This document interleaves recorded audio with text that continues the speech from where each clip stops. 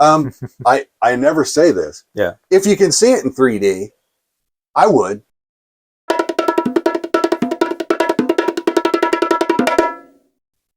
Hey everyone, welcome back to the Visually Stunning Movie Podcast. I'm Mark.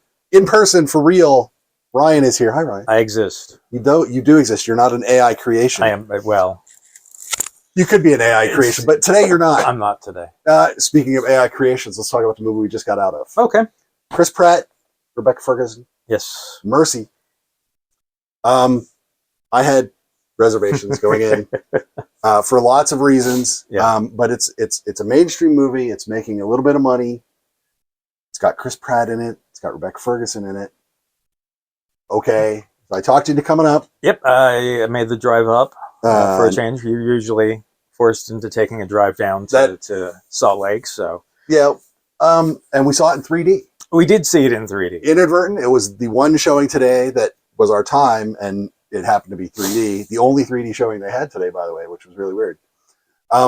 So I took that as a positive. I said, well, perhaps this virtual reality, AI simulated, some immersive thing that he's doing might be helped by the addition of 3D. And we'll talk about how that is. It's a 90-minute ticking clock. Yeah, pretty much done in real time. There's a few minutes before the clock starts, but the film itself is, I think it's 90. An hour 40 maybe. Yep, 1:39. Yeah, so an hour 40. So some of that's credits, but a lot of that is also kind of the lead in. So it's almost a real time sort of experience, which is slightly different. It's always fun too. Sure. I mean, and there's absolutely no reason to check your watch because the countdown is in the right in your face, right in the corner of the screen. So as it should be if you're waiting for the chair to kill you. Yes. So. Yes. Chris Pratt is strapped into a chair. He's going through a court proceeding, which is run by AI. And he has to prove his innocence. Yes. This is a court where the system is inverted. You are guilty until proven innocent. And the threshold for guilt is 92. Yeah. No, he has to get it below 92. He has to get it 92%. If it's above 95%, by the AI's reckoning, you go to trial. Yes. And so you start 95% guilty. You have to get kind of below 92 to break reasonable doubt. Yes. I do love that we've established the rules and we stick to those rules. I also those rules. I did love the fact when he starts at 97.6 or something. Yes. And at one point it jumps to 98 because of the investigation. And he goes, oh, it's still 98. And she goes, well, statistically, it can't go above 98. And that's I guess somebody decided that 2% was wiggle room for sure. Possibly our AI is not smart enough. We've made a mistake. So they budget 2% to, I guess, because if they let it go to 100%, they could just end the trial. Sure. Much like if you can get it to 0, theoretically, the AI judge is supposed to end the trial. Yes. If this is the 19th Mercy trial, none of them have been innocent. Correct. And no one has come close to 0, obviously. So that's what he's up against. Look, it's a whodunit with a ticking clock. Sure. We've seen that's a formula. It's a tried and true formula, and because it works. There's a cop, there's a person who's in trouble for a thing. There's gaps in the evidence or the personal record, and you have to figure out where the holes are. Yeah, and in this case, it adds the layer that Chris Pratt's character is a police officer who was responsible for, or at least somehow responsible for the first Mercy killing or execution. He brought in the first guy that proved the system. Proved the system could work, and so... Sound familiar, Minority Report? Yes, exactly. And that is probably this film's biggest hurdle, is the fact that there is a film called Minority Report. I guess you could argue that this film is more AI... it's AI dependent rather than having an actual individual who... is psychic? Yes, is psychic, which... One could argue then that makes it a more realistic movie. One could. Realistic, yes. Better, well, that's debatable. Yeah, we'll get to that maybe. But So yeah, I mean, this is obviously AI is a big hot button topic, and we have anyone who has worked with AI at all has learned that AI is not as infallible as AI would like to think that it is. Because artificial intelligence is programmed by human intelligence. Yes, and that would be the weak spot. Well, and we've already determined that if anything is programmed, it will break at some point. Yes. That and actually, there's I guess a little certain idea in this one as well, that if you push it outside its boundaries, which if you go into unexpected territory, the AI might not know how to react. Yep. Which is what we see happening right now. And I can think of two technological equivalents to that Sure. in cinema. Okay. In cinema, Hunt for Red October. Sure. When the American sub detects the Red October and it says, "Oh, it's magma displacement," and it's because the system was based on geological software. So when it gets confused, and quote from a movie, it runs home to mama, and it classifies an unknown sound as magma displacement. Yes. The other one, of course. Okay, go ahead. Oh, you just drove it out of my head. How did I drive? I just laughed at your. I know it's great, but it happens. There's always a way to push it outside. And my laughter did that. But no, I mean the system sells itself as perfect because it has to. But it has because to. It's dealing with death. Yes, but I think audiences, myself included in this, will be skeptical that such a thing is possible, I guess. Perfection? Yeah, that perfection is possible, or that we can create, in theory, it's not biased. Whether or not AI can be proven to not be biased, I think is an interesting exploration. They use the word fact. I deal with facts. Facts. Blood, here. Sure. You're on video, here. This, here, that, here. Those are actually all facts. Again, there is an outside element in this. There is. In that these facts that are being gathered are gathered by mass surveillance and people and voluntary. Yes. No, sorry, not voluntary. Yeah. They are mandated in Los Angeles to enroll all of their phones, doorbells, drones, whatevers into the cloud. Yeah, social media into the cloud. So that the mercy court can draw on all of them so that the people can try to prove their innocence. Yeah, and I think there is a somewhat interesting element in that the judge, Mercy, sometimes has to be directed to look at something that it did not consider looking at. And so that's part of the process of this story, is that we have a person desperate to prove his innocence who is going through, racking his mind to figure out, how can I prove that I did not do what this accused me of doing? Yep. Where can I look for the information? And Mercy then will help find that information. We'll access it and pull it up, and you can look at it. And so there is that interesting element that it is only able to judge based on the information that it has been directed to, which again, and it kind of brings in this human element that they tease that early on. When it's like, and information provided by the LAPD. Yes. So so there's a lot of moving parts here. Compared to Minority Report, Chris Pratt is no Tom Cruise. He runs a lot less than this. And it's true. He takes an elevator at one point. Yeah, he does take an elevator. That's about it. Most of it's in a chair. Most of it's in a chair, strapped to a chair. Yeah. Timur Bekmambetov is no Steven Spielberg. No. So we have that. And the source material wasn't written by Philip K. Dick. So, it's obviously probably inspired by Philip K. Dick. Yeah. Everything basically dealing with AI and what most of it goes back to Philip K. Dick, even if they don't realize it goes back to Philip K. Dick. Yeah. But if you haven't read any Philip K. Dick, by the way, just go pick one and read it, and then you'll find another one, and you'll read that, and it's amazing. Yeah, no, and he had some pretty out there ideas as an individual At the time. Well, okay, yes, it's true. He simulation theory. He had all sorts of stuff that he was addressing in decades before it became a conversation piece. William Gibson is kind of the next person in that chain as far as cyberpunk things that followed off of that happened. But so this, it's an interesting premise, but the problem is you're sitting there, and I couldn't help but constantly be comparing it to Minority Report. And in theory, Minority Report, which was made several years ago at this point, technologically or cinematically technologically, should not feel more advanced than this, but it does. It's almost as if this is less imaginative. And part of it, I think, too, is what we're dealing with. We are dealing with just a courtroom.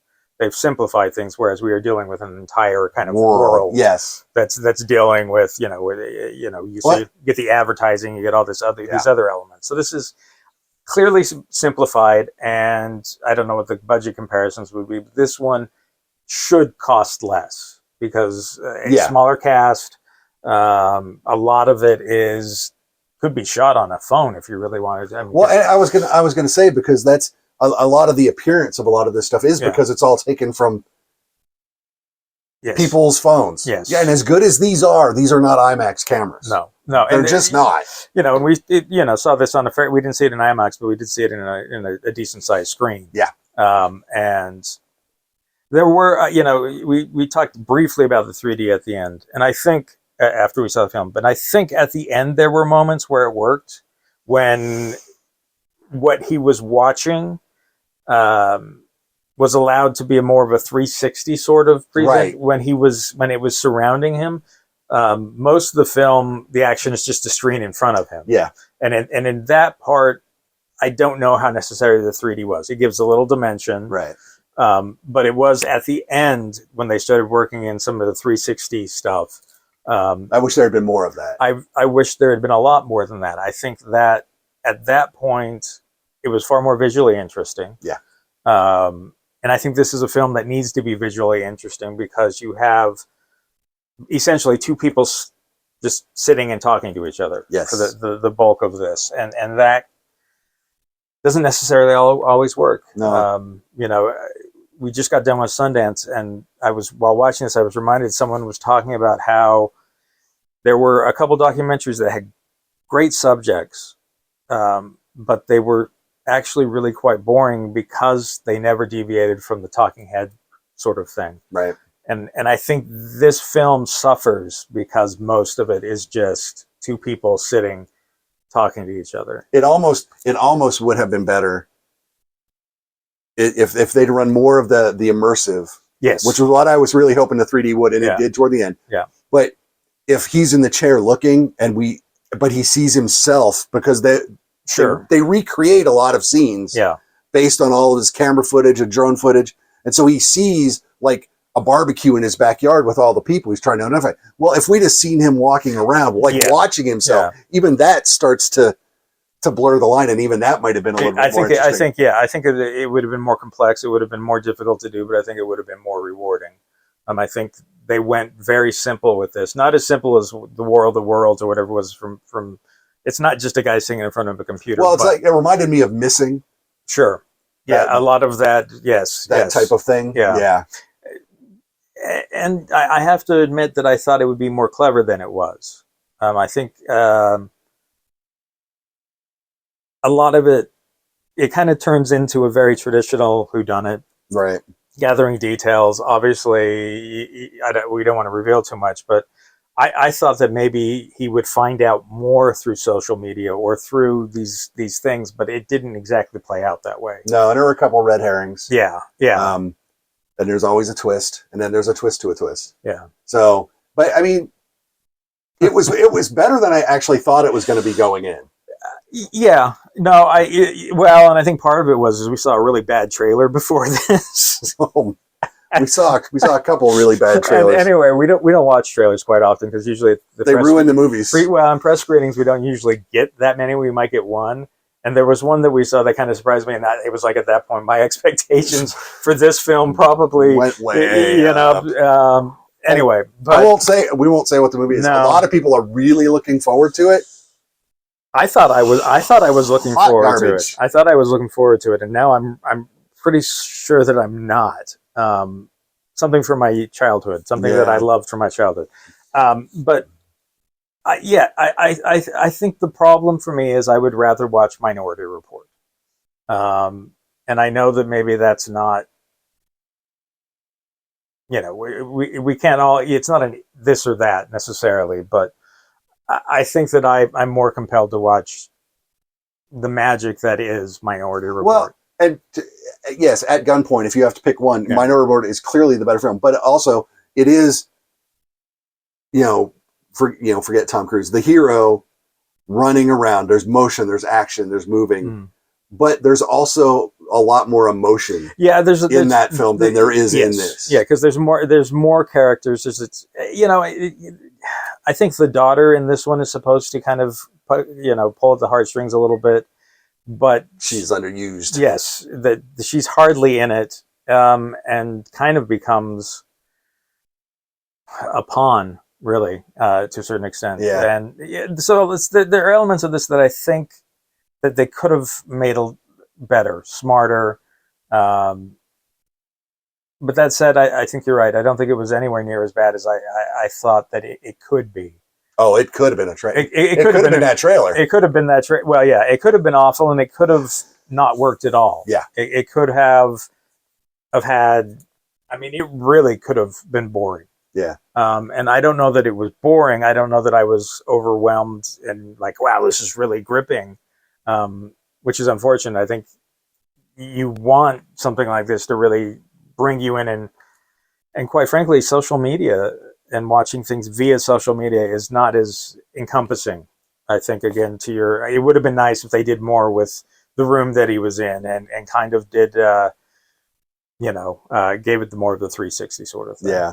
And it is the one thing, it was kind of surprising when you think back on the film over that 90 minutes, you actually do get to watch AI learn. Yeah. And you say grow, but grow. So it's not. It's the more information that it gets, the more, I don't know if intelligent is the right word, but the more informed it becomes. And the more it becomes proactive. Yes. Which it is not. It's a judge. Yes. And judges are not supposed to be proactive. And it would be interesting, is that evidence that the program is broken? Is that evidence that it is, it's broken by the purpose for which it was set. Yes. Does that mean it's broken? I don't know. But I think the whole idea of it being impartial is up for debate throughout. Even in the beginning, I think that you could argue that it isn't an entirely impartial, unbiased. Although in theory it should be, but that's as we're learning about AI, I think we're coming to realize that is not the case. There was a great documentary at Sundance. The name escapes me, but I wrote it up in my thing. I swear to God. I'm going to tell you what it is right now because I have it written down. Because I did not see that. I had Sundance. I ended up seeing a lot more films than I expected. It was kind of a emotional thing. Ghost in the Machine. Ghost of the Machine. So watch for that. It's the history of AI all the way back to before people knew what computers were. And if you think that sounds wrong, you'll find out that it's not. But yeah, so again, it wasn't a bad watch. Not really. No. And again, it's quick. Yeah, it is. There's not a lot of wasted space in this. Again, red herrings to be expected to a certain extent. They clearly want you to feel like this character may actually be guilty. Right. And so they have to, first of all, give you enough evidence to convince you that they're guilty so that you're on par with the judge. And then they can start manipulating you from there. So I wasn't expecting it to be fantastic, but I think that they could have done a whole lot worse. No, absolutely. I never say this. Yeah. If you can see it in 3D, I would. Yeah. I think it actually makes it a little more visually interesting. Probably for the ending as well, where it kind of breaks into that. I think that they probably meant for 3D at least to be used throughout the process. I think it was shot in a way that you could do 3D and it wouldn't get, you don't have the blurry person up close, right, and the pole shots or whatever where the focus shifts or one character. It's more like your eyes work. So yeah, I think it was fairly effective. I don't know that it was entirely necessary. No. But it wasn't distracting in a negative way. No, it wasn't. So again, if you know how I feel about 3D, that's huge. Well, yeah, it can be, and I mean, when you think back, I mean, 3D can be used to an advantage, and you just have to use it like any other tool. You have to use it wisely and intelligently. Yep. There you go. So yeah, in theaters now, check it out. A movie that opens 2 days from now. Yes. Look, I hadn't known this movie was coming out. I passed the poster a couple times when we went to screeners, and I was like, we get another Dracula movie. Mm-hmm. Luc Besson, yes, best known for his sci-fi epics, Lockout, Fifth Element, Valerian and the City of a Thousand Planets. Gothic horror. I would not have called that. That was not on my cinematic bingo card for 2026. Yeah, I was aware of the film only because Danny Elfman had mentioned it.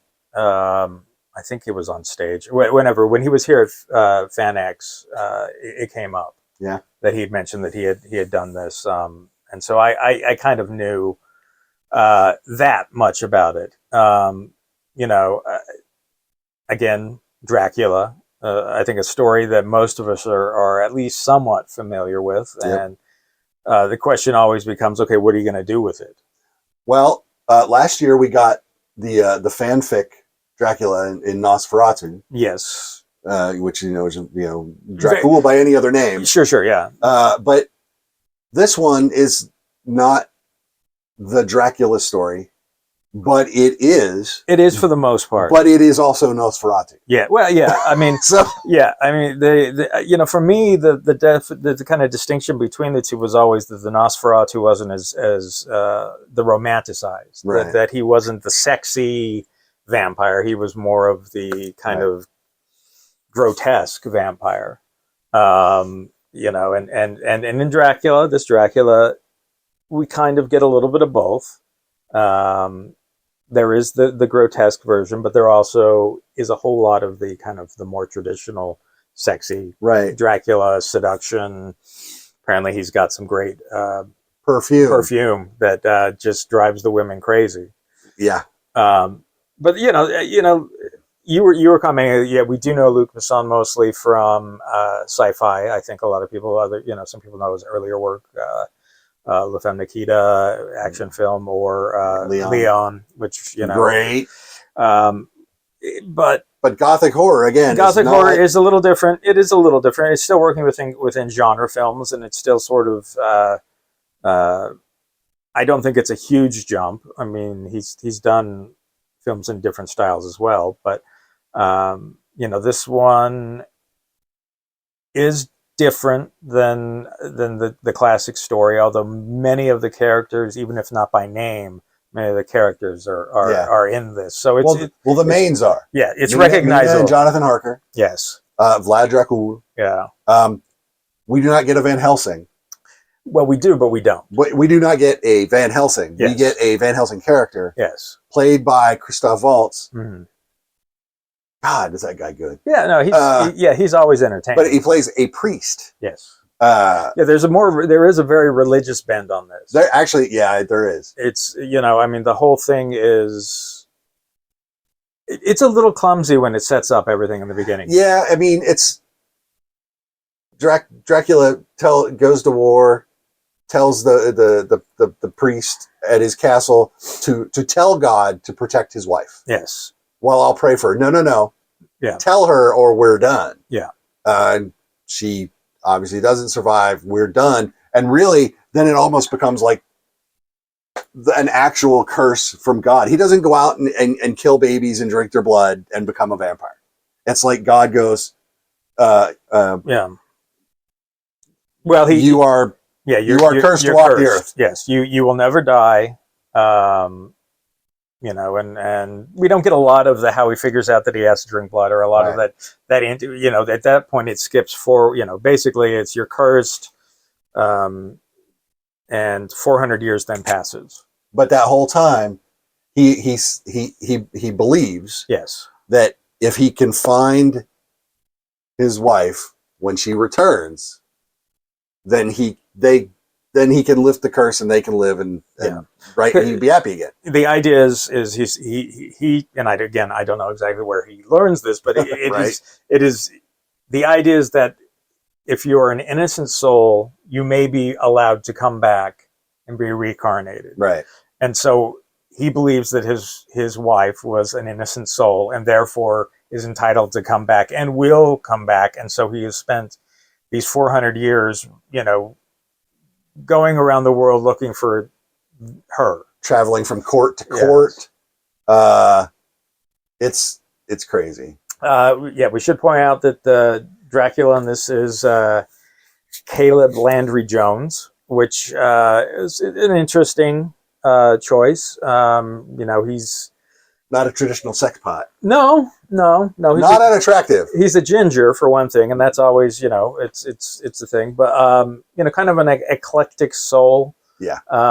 You know, obviously he's done. You know, he was in one of the X-Men films. He's done things that you would recognize him from. But I think in more recent times, he's kind of just. I think eclectic is how I would describe his taste in films. Not you know, obviously not a blockbuster, right? Sort of familiar name. Even though this film, I think, has at least somewhat aspirations of being a blockbuster film. Yeah, I mean, let's just real quick. Let's look at that. The Dead Don't Die, a comedy that you either love or hate. Yeah, sure. 3 Billboards. Yeah, which very. Twin Peaks. The reboot. Florida Project, movie you liked a lot. I liked Florida Project. I mean, it's a lot of antiviral. Sure, Cronenberg. Sure, yeah. So I mean, he's a little off the beaten path. Yeah. I you know, early on, I obviously Social Network, Friday Night Lights, X-Men First Class. I think he was kind of trending to be more of a blockbuster sort of actor, and then went for more indie type stuff. Whether that was by choice or by necessity, I don't know. But man, gotta work. But he does good work. Yeah, he's one of those actors that's very committed to what he does, and you can tell very much. And so I think his performance of Dracula, you're either going to be into it or you're not going to be into it at all. Right. My wife watched it with me, and she was like, "Did they copy everything from Bram Stoker's Dracula with Gary Oldman?" The you know, it's like, well, there's X amount of ways to do a thing, and it's been a while since I read the book, so I don't know what the physical description is exactly. There are echoes. Yes, absolutely. There are echoes. The time period, but not the location. Not the location. The prosthetic, or at least the look of his Dracula is more extreme, but you could see the connection. Yeah. You know, his decrepit Dracula is longer hair, a little more withered, a little more grotesque in that. But you know, drink a little blood and he turns back into pops right back. Yeah, I know, he comes back. He needs his Gatorade. It's all good. You know, and it's there are things about the film that are, I guess, interesting. It does stray from, you know, elements of the text in that, you know, we go to France, Paris during the yes, the 1890s exhibition because the Eiffel Tower is being built. Yes, so it's a little later, I think, than. Yeah, and I mean, I don't know that it makes that big of a difference. No, I don't think it does either. I would like to say though, the difference in look and feel between the dark parts of the film, sure, he does those really well. They're suitably creepy. They're dark, but there's still a hint of humor, not comedy, humor. Humor. Okay. Especially because of the guy they have playing Jonathan Harker. Sure. He is not Keanu Reeves. No. Well, but then they get the bright stuff, like when he's going from court to court. Yes. With his super perfume, trying to find Elizabeth. And there's humor there as well. There's all. It's more. It's brighter and it's more amped up. And no, he does not. He does not disintegrate in the sun. Yeah. And he's and I found his staff is at least partially made up of gargoyles.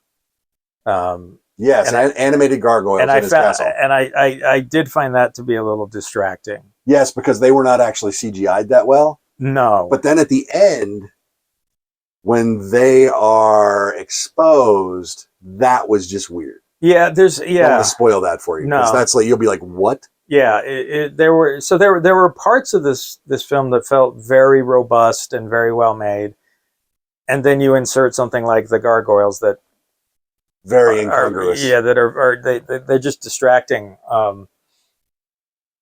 It's so it's 2 hours and 9 minutes, and I said, man, they could trim this up. And here's what's funny is that because my wife said, was there any when she compared it to Bram Stoker? Yeah, and so I pulled it up and I looked. Bram Stoker was 2 hours and 8 minutes. Yeah, it's like literally they had the same runtime. But I feel like, but Stoker's never felt slow. Yeah, it never felt rushed. Yeah, I think there was more characters. There was a lot more kind of, I don't know if investigation or there was I think more narrative in the Bram Stoker's, the same amount of time but more story. More was done with that. The relationships between the friends there was a lot more there. Yeah, connected things. Besson, he puts together a great looking movie. Yeah. Like the production design, like the whole opening sequence, his armor and her costumes. Sure. It's a great looking movie. It is absolutely a great looking movie. And I might have to remember that for like production. When it's practical, it's gorgeous. Yeah. The reliance on CGI, it's a little messy. But when it's practical and they're working with the big sets and they're, as far as I can tell, a lot of the prosthetics and things, it's not CGI and it looks and works really well. It does some neat stuff with candles and lights and there are definitely some pretty moments to it. And some not pretty moments that are intended to not be pretty. But narratively, I think is where this one sort of loses steam at times. Yeah. I think the characters kind of get pushed aside. I think, a lot of them are underused. Yeah. Which is a shame because he had the time. The time was there, but I think a lot of it was, there's a lot more focus on Dracula, right? I think than maybe there are in other films, and I don't know that necessarily was an improvement. He's not a very likable character, really, and at no point I think that's part of you have to make him, you have to make audiences understand the allure, and I think that they relied almost entirely on, he has this perfume that does it. So if you don't feel it, it's because you can't, can't smell it. And it's just, you'd have to be there to understand. And I think I need more of that understanding. And I think that, his relationship with his wife is the first few minutes of the film, and it's just them having sex. Yeah. It's not, and pillow fights. And well, okay, sure, but yeah, but there's not like this purity and this wonderful woman aspect of what he says we've never actually seen, because all we've really seen is the fact that he's upset that he's interrupted, that they're having sex and has to go to a battle. Yeah. So there's just this, it's almost a charmless, it's a vulgar way to be introduced to both characters, that doesn't, I think, help later on. Right. I'm sure in his mind that she's pure and she's wonderful, but in the audience's mind, all we've seen is her as a sex object. Yeah. Which to me, it was a little problematic. Yep. But again, Danny Elfman did the score. You can, at moments, you can very much hear that there's a Danny Elfman thing going on. A lot of it has to do with the romance and the reminiscent sort of the music box type stuff that he was doing in Edward Scissorhands. Mm-hmm. There are aspects that I do really quite like about this film. I think it would play better on a screen than big screen. A big screen. It would. Although unfortunately, I think again the CGI issues would only be bigger and more noticeable in CGI or in a big screen as well. But it's interesting. It's got a slightly different take that probably justifies its existence. But I don't know. Who do you recommend this to? Yeah, and I think you almost have to be a Dracula diehard, or a Luc Besson diehard, or a gothic horror. I think you need, like, if I say there's a new Dracula film and you just initially dismiss it, then that's the reaction we would expect. Yeah, you're probably not going to get from this film anything that you hadn't gotten from any other Dracula film, and maybe other Dracula films that have done it better. And it's unfortunate that we do have, Bram Stoker's Dracula, which is still prominent in our mind, even though that came out in the 90s. We just had Nosferatu not too long ago. We even had Renfield. We had Renfield as well, which was an original comedic take on the legend. Yes, just the dysfunctional relationship, the abusive relationship thing, which it worked really well. And I maybe that's the problem. We have had films that worked really well that did the same sort of thing that were arguably better, or at least better executed. Yes. So yeah, no, I get it. I hear you. So yeah, it's like I said, it's worth watching. I would see it in a movie theater. I wish we'd have gotten screening for it. Yeah, and this is one of those films it's released by a smaller distribution company, Vertical. Yeah. And so we don't get a lot of, it costs money for them to screen it for us, and it's just not necessarily cost effective for them to do so. And unfortunately, screening and streaming technology advanced to the point where the quality level is still quite good. But you don't want it on 32-inch monitor or 55-inch TV like I have downstairs. 65, whatever you've got. Yeah. It's not going to be as It's still not a cinema. Sorry, I hit my microphone there. But we'll go back to just seeing Frankenstein from last year. I saw Frankenstein in theater, and I've watched it on TV. And I'm so thankful that I got to see Frankenstein in IMAX. Yeah. Because that's the memory that sticks with me. Seeing it on just this grandiose, just massive scale versus even a large television, you do lose something. And yeah. But at least, but that gives you a refresher. Yes. To that, but there's still a place for the theater. People. Yeah, I would always prefer, at least the first time I have an experience with a film, that it be in a theater, because that's kind of where my mind will go back to every time I watch it. So even if I'm watching it on a smaller screen that maybe isn't nearly as impressive, there's part of me that knows what it looked like when it was massive. Yeah, because if someone says, "Well, I watched it the other night," you're like, "Yeah, but yeah, did not." And I think if more people had seen Frankenstein on the big screen, they would have understood the appeal a little bit more. It did well. I mean, there's no question about it. It did well. But I think the artistry of that film demanded a bigger screen. And I think to a certain extent, this film, while I don't think quite nearly as well executed, it's artistry as well. Yeah. And in fact, I can't imagine watching Fifth Element for the first time on the TV. Oh my God. I mean, a lot of that would have been horrible. Like I always go back to, I remember saying this in the theater. I remember, I remember that experience when I watch it, go back and revisit it. And arguably, the 4K release is sharper and maybe, somewhat better in picture quality, but it doesn't have the same scope as you would have had it in the theater back in the day. I don't know. So it's not a bad Dracula, but no. I don't know that, that it was one that people were desperate to see either. So much like our previous film, Yeah. Mercy can't supplant The other Minority Report. no, But it was okay. yeah, This is not gonna replace Bram Stoker's Dracula, no, but there are pluses. There are positives to this movie. sure. Yeah, no, and if you're into gothic horror, we don't get as much gothic horror these days as maybe we should, and Guillermo's trying. Guillermo's trying, but you do need more people,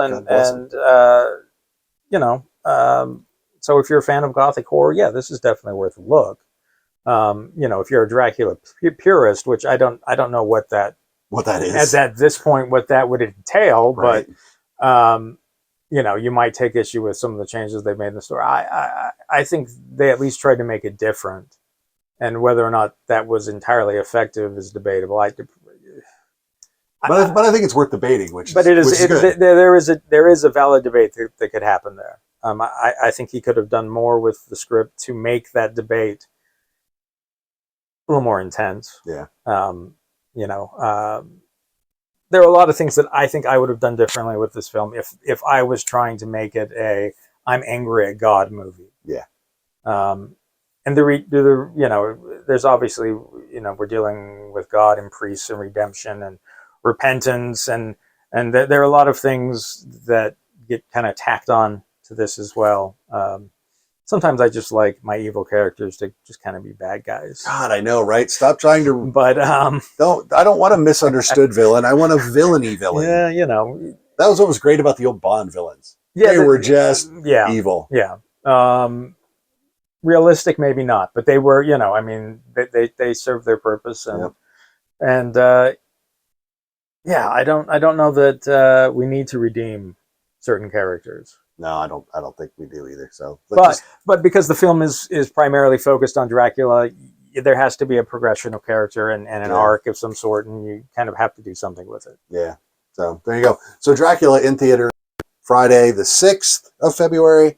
I don't know how long it will be there, but I know it's a wide release. Yeah, it should be there for a few weeks, you would think. Yeah. Not a lot of other films coming out right now. You would think that they'd at least give it a couple weeks of a chance. But if you're going to see this in modern theater landscape, you want to jump in early because it's so easy for them to switch out films now that they're digital. It's a really bad opening weekend may equate to it's not there next weekend. Not next weekend. So. So there you go. So we did Dracula. Yeah. We did Mercy. Mm-hmm. 2 okay movies. Could have been better. Could have been much worse. Could have been much worse. Yay. I would rather watch a movie that could have been better than the movie that actually was worse, because we see enough of those. Yeah, and I don't know that I would put either of these films into the real mediocre area. I think Mercy maybe, but Dracula, I think of the two, there's a little more art going on there. There's a little more experimentation, a little more going there that I think makes it a slightly better theatrical experience. But. Yep, I concur. So there you go. That's it. We've got. I think we have a screening next. Oh, we do have a screening next week. Mm-hmm. Wuthering Heights. Yes. Gothic romance. Gothic romance. Ghosts. Well, we'll see. Well, okay, yeah, we'll see how they do it. We'll see how they do it. Traditionally, Gothic, romance with supernatural elements. We just obviously got through a Sundance. I'm going to have a big wrap. It should be up by the time these aired, but I'm putting up a wrap of all the films that I saw. I went in with hoping to see 15, and the total ended up in low 20s. Nice. I got up to 14. So oh no, wait, might have been 15. Yeah, 23 if you include the 2 short film programs that I watched. So I ended up seeing a lot more than I expected to, and for the most part, it was pretty positive. There are a couple disappointments, but. Hard to say goodbye to Sundance, and unfortunately now it's gone. And it's gone. I think there was a part of me that wanted to stretch it out a little bit, and so that's why I'm a little late getting everything up. But no worries, we'll get it up, and some great films too. Some really, really, and it runs the gamut of. Ones with big names and ones with people you've never heard of at all. With no names. With absolutely no names. There you go. So don't forget to like us, follow us on social media, go to the website, vsmoviepodcast.com. All the links are there if you're watching this on YouTube, which you obviously are. I hope so. Click subscribe. That would be great. We've got movies coming. We're going to talk about them. Maybe like this, maybe in another place, maybe the way we have been. Who knows? Life is weird. I'm going to make an effort to be more visual. There we go. There you heard him. I'm going to be more omnipresent. There you go.